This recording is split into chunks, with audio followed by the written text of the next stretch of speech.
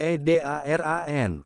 Blokir semua capres oligarki. White Ketua RT RW di seluruh Indonesia. Lebih baik dibilang RACIST, daripada melihat golongan BUMI PUTRA dan BUMI PUTRI Indonesia terusir dari negaranya sendiri lewat voters gentrification.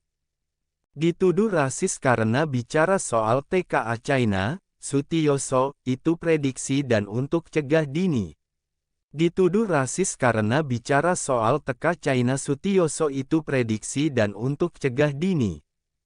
Golongan Bumi Putra dan Bumi Putri Indonesia, asli pribumi, harus segera sadar dan bertindak, sebelum terlambat. Usaha untuk mengubah suara pemilu voters gentrification di Indonesia oleh RRC dan TAIPAN itu bukan hoaxes, tapi real. Itulah mengapa banyak rakyat China, TKA China dan warga China yang menyusup dan migrasi ke Indonesia secara terbuka maupun ilegal. Oleh Chris Komari, aktivis demokrasi, aktivis Forum Tanah Air, FTA. Sebarkan ke seluruh RT, RW, kepala desa, lurah, camat, bupati dan LSM di desa, kecamatan dan kota Anda. Apa itu voters gentrification? Voters gentrification adalah usaha untuk mengubah orang lokal, pribumi, yang dulunya mayoritas menjadi minoritas.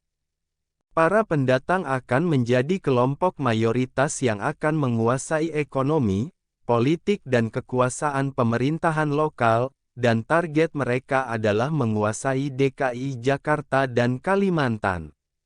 Itulah yang sudah direncanakan oleh RRC dan TAIPAN di Indonesia dari dulu hingga sekarang, lewat proyek real estate DEVELOPERS. TAIPAN itu membuat kota baru seperti proyek Meikarta dan proyek di Pulau Reklamasi. Tujuannya adalah voters gentrification. Tetapi proyek mereka tidak sebatas Meikarta dan Pulau Reklamasi di DKI Jakarta saja. Banyak komplek baru dan perumahan-perumahan baru dengan tujuan yang sama untuk ditempati oleh imigran gelap dari RRC di pinggiran ibu kota, seperti proyek Meikarta, Pulau Reklamasi dan berbagai proyek perumahan di pesisir pantai di Pulau Jawa, Kalimantan dan Sulawesi. Awalnya mereka datang, tinggal di apartemen atau perumahan-perumahan, belajar bahasa Indonesia, kemudian membeli IKTP dengan menyogok Pak RT, Pak RW dan Pak Lurah setempat dan berani membayar mahal sampai Rp12 juta per KTP. Setelah itu membeli KK dan beli SIM dengan membayar mahal juga.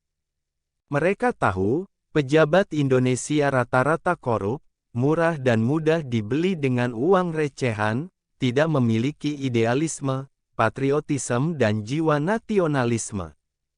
Dengan bekal IKTP, KK dan SIM aspal asli tapi palsu itu, mereka kemudian akan ikut mendaftarkan diri menjadi konstituen pemilik suara voter dalam pemilu atau pilkada. Dengan perubahan landscape demografi, populasi dan etnicity dalam satu kota, kabupaten atau ibu kota, hal itu jelas akan mempengaruhi hasil pemilu atau pilkada di satu daerah. Bila etnis pendatang itu sudah menguasai ibu kota DKI Jakarta, maka menguasai Indonesia hanya soal waktu. Bahkan sekarang mereka memilih jalan pintas, ingin memiliki dan mengajukan capres etnis keturunan China sendiri, yang jelas-jelas akan merugikan, marginalis dan mengubah landscape kekuasaan dan kekuasaan golongan pribumi. Hal itu sudah bisa dirasakan golongan pribumi Muslim ketika Ahok menjadi gubernur DKI Jakarta meski secara kebetulan. Mayoritas kebijakan Ahok adalah pro-TAIPAN, pro-Kristen dan selalu melindungi semua proyek milik TAIPAN seperti Agung Podomoro atau Agung Podominggat, meski proyek itu banyak menyalahi aturan. Bagi Ahok, semua proyek TAIPAN harus dilindungi dan bila menyalahi aturan, maka Ahok akan merubah aturannya untuk disesuaikan dengan kebutuhan dan kepentingan proyek Agung Podominggat. Itu bahayanya memiliki gubernur atau presiden etnisiti atau keturunan China saat ini. Karena ancaman terbesar bagi golongan pribumi di Indonesia saat ini adalah keturunan dan etnis China. Semua proyek dan kepentingan TAIPAN China akan dilindungi dan dibela mati-matian oleh orang seperti Ahok, mesti hal itu nantinya akan marginalis atau menggeser bahkan mengusir keberadaan orang pribumi. Saya akan bangga disebut racis. It doesn't bother me. Bagi saya lebih senang disebut racis untuk melindungi hak kemerdekaan golongan pribumi daripada melihat ke depan orang pribumi terusir dari negaranya sendiri, menjadi korban pendatang dari China RRC seperti yang terjadi di Singapura atau Malaysia. Karena itu saya bangga dan menghormati sekali kebijakan dan kewaskitaan dari Sri Sultan Hamengkubuwono ke-10 dari Yogyakarta, yang melarang etnis China untuk memiliki tanah dan properti di daerah Kesultanan Yogyakarta demi melindungi hak kemerdekaan orang pribumi. Itu bukan racis, tapi kebijakan proteksionisme dari seorang raja atau seorang pemimpin yang waskito, wibisono dan wicaksono, pemimpin yang arif, bijaksana dan memiliki wawasan jauh ke depan. Tidak hanya memikirkan rondo ucul saja, seperti mayoritas anggota DPR dan ketua MK. Bagaimana cara mengatasinya? Semua RT, RW, kepala desa, lurah dan camat serta bupati di seluruh Indonesia harus melakukan sweeping terhadap semua penduduk pendatang di kelurahannya masing-masing dan mencari tahu, melakukan screening dan scrutinizing kewarganegaraan mereka satu persatu. Harus ditelusuri dari mana asal-usul dan prosesnya hingga mereka memiliki kewarganegaraan Indonesia menjadi WNI. Cek apakah IKTP, KK dan SIM mereka itu asli, aspal atau palsu. Kalau palsu, ciduk saja. Laporkan ke polisi setempat karena telah memalsukan identitas. Kemudian cek visa izin tinggal mereka. Masih berlaku atau sudah kadaluarsa. Kalau sudah kadaluarsa, ciduk saja, laporkan ke polisi karena sudah overstay di Indonesia. Para pendatang itu harus didata dan diregistrasi kembali dan kemudian IKTP, KK dan SIM mereka ditandai dengan stempel yang berbunyi bukan warga negara Indonesia, dilarang daftar dan ikut voting dalam pemilu. Atau cukup berbunyi bukan WNI, non-WNI.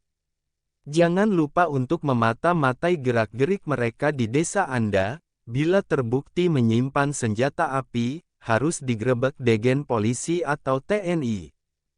Kalau terbukti, harus segera diproses, dipenjara, dikenai denda sebanyak-banyaknya hingga orangnya bangkrut dan akhirnya dideportasi kembali ke negaranya. Semua ini wajib dilakukan oleh semua warga negara Indonesia, khususnya golongan bumi putra dan bumi putri pribumi Indonesia. NKRI itu negaramu. Jangan sampai pendatang mengusir dirimu dari negaramu sendiri. Minimum sadarilah fakta dan usaha voters gentrification dari RRC dan TAIPAN di Indonesia.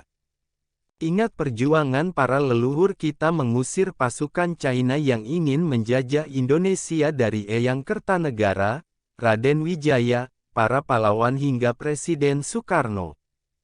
Jangan takut membela hak kemerdekaan negaramu sendiri. Jangan takut dibilang RACIST. Kemerdekaan Indonesia itu adalah untuk kesejahteraan dan kemakmuran golongan bumi putra dan bumi putri asli Indonesia, bukan TAIPAN dan pendatang asing dari RRC. Di Amerika Serikat ada departemen bernama USIS, US Immigration and Customs Enforcement. Tugas anggota AIS adalah melakukan immigration enforcement, setiap hari mencari illegal immigrants, mencari turis dan TKA yang overstay, mencari immigrants gelap yang melakukan pelanggaran imigrasi Immigration Violations and Enforcements di berbagai kota di 50 negara bagian. Indonesia bisa melakukan hal yang sama. Di era Presiden Obama, ada 1,8 juta orang berhasil dideportasi dari USA pada 3 tahun pertama in office. Di era Presiden Trump lebih banyak lagi, ada 3 juta illegal immigrants yang dideportasi. USA memiliki 12 juta illegal immigrants yang tersebar di 50 negara bagian. Di Indonesia, TKA China mendapatkan perlindungan dari pemerintah sendiri, jadi sulit berharap dari pemerintah untuk ambil tindakan mencari dan mendeportasi imigran gelap dan TKA China gelap. Karena itu, warga desa, penduduk desa, kecamatan dan warga kota yang harus bertindak beramai-ramai dengan membawa pemimpin daerah, minimal membawa Pak RT, RW, Kepala Desa, Pak Camat, Bupati, anggota DPRD, LSM, wartawan melakukan sweeping bersama di apartemen, perumahan-perumahan dan pabrik-pabrik. Dokumen semua kegiatan sweeping itu dengan fotos dan videos. Bupati dan DPRD bisa melakukan tindakan selanjutnya terhadap para perusahaan yang mempekerjakan TKA China gelap tanpa izin dan menyalahi aturan imigrasi dan memberikan sanksi dan denda yang sangat tinggi terhadap perusahaan itu. Di Amerika Serikat, perusahaan yang terbukti menggunakan pekerja gelap akan kena denda $50 per orang atau Rp700 juta per orang. Denda tinggi itu sengaja dibikin, agar mereka kapok dan tidak menggunakan TKA asing gelap. Pemimpin daerah seperti bupati dan anggota DPRD bisa melaporkan keberadaan mereka ke polisi, Depnaker dan kantor imigrasi untuk dicek izin tinggal mereka di Indonesia.